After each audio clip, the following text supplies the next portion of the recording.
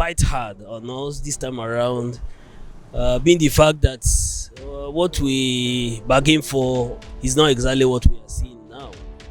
Um, in a scenario where the situation is getting tough in this manner, of course, you should be expecting a lot of security challenge.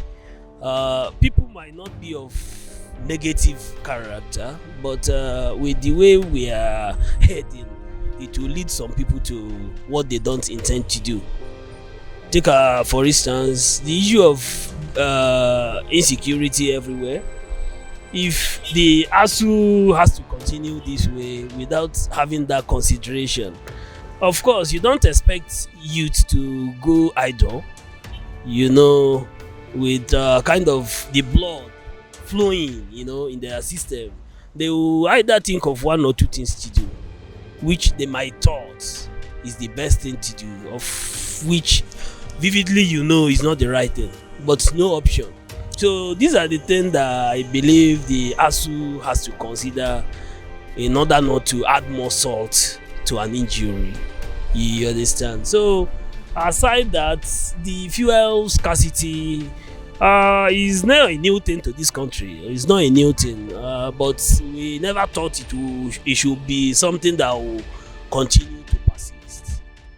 Based on the fact, the way it has been in those days and today, we've enjoyed a little time not to have this kind of experience, but here we find ourselves today, of which I know vividly something will be done in a time, in a due time.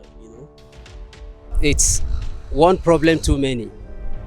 Nigerians have had the unfortunate incidents of recurrent fuel scarcity every now and then, but this time it even looks hopeless. The situation looks hopeless, in the fact that just recently in the news, the NMPC is saying the happenings in Ukraine with Russia would likely affect imports of fuel. So that tells us that it's already 7 weeks. Whether it will last even beyond 7 weeks, it's so unfortunate. Well, I hope that government can come up to it with a permanent solution to this crisis, so that it's affecting a lot of things, affecting transportation. I have to take public transport today. My car has to be somewhere. It's unpleasant. The situation is unpleasant. I just hope that something will be done urgently. I think nothing is working in Nigeria now. You see the fuel situation, the NPC have made a promises that between now and the next 1 week they will bring out palliative or alternative measures, and it's already 2 weeks, still nothing is happening. The Minister of Petroleum is not even saying anything. Even the President, who is expected to address the nation, is interested in the Russian issue, leaving the Nigerian problem alone. So there is hunger, there is insecurity everywhere. Boko Haram is ravaging the northeast, not just the northeast, the whole Nigeria. If you go to the north central, there is problem. If you go to the east, you see the unknown government. Still, the government are not doing anything. You see the agitation in Nigeria from the west to the east. The east are talking of Biafra, the west are talking of Oduduwa.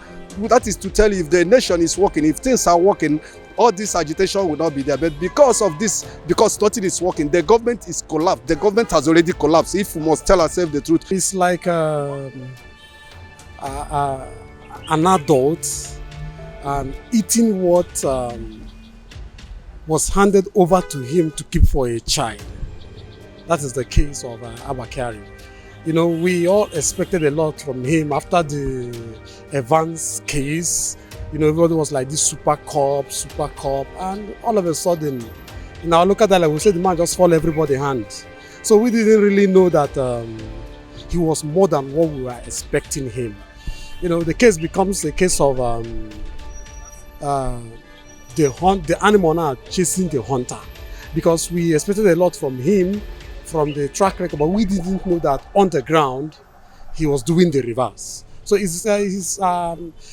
the whole thing is disappointing to me. It now makes me look at everybody suspicious. Even if you're doing the good thing, I'm like looking at you. This one could be an Bakari in disguise and all that. So that's just how I look at it. Okay, so what about this ASU strike? The fuel scarcity, how it has affected you? ASU strike. It has been a recurring dismal in Nigeria, you know. And sometimes I just wonder if these people are demanding for a particular thing. Each time you sit down, you go into an agreement with them, why don't you keep your part of the agreement? Okay, so I don't blame ASU because laborer deserves his wage. If I work for you, you should be able to pay me. I'm not justifying the lecturers and the teachers and whoever that is concerned because they all lack in one way or the other. This is Nigeria. Everybody is failing. I'm failing, you are failing, we are all failing one way or the other. Parents are failing, students are failing, children are failing.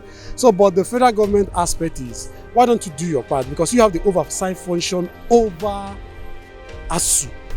You understand? So, pay them this money, then hold them to do what they are expected to do. You don't pay them. You go into an agreement with them, then you fail on your part. It is disappointing. The students are at home now. A lot of things, like I come from Jos, and I can tell you, cultism, snatching your phone on the street. Now that they are at home, what do you expect? Crime is going to increase. People that are supposed to do 4 years in school, do 6 years, do 7 years. You know, you pay rent. A lot of things are involved. So it's a wake-up call on the government. For once, write an agreement, keep to it. So, fuel scarcity. Like buying 10 litre for 4,000. In a country as Nigeria that has fuel in abundance, is appalling. I must say I'm disappointed with the government and its attitude towards all this. They have no stories. Yes. We have refineries that are not working. People are being paid. They tell you they spend billions in maintaining a refinery that is not producing. Who does that? You do a business or you have a shop, you're paying rent on that shop yearly, while you're not making any profit and that shop is still functioning. Nobody is doing that. They are telling me Dangote is building its refinery. Nigeria is waiting for Dangote's refinery so that fuel, it's funny. An individual bigger than the government, they need to sit up. Just we are suffering on the fuel scarcity. I paid 2,005 coming here to Jos. The FNI is now 50,000. It's funny. In a country where we have abundance, we are suffering it. It doesn't all go well. Okay, so the president were in democracy actually. You and me, we are the masses. Any appointment made by the presidency is liable to confirmation. Definitely we're in democracy. There should be checks and balances.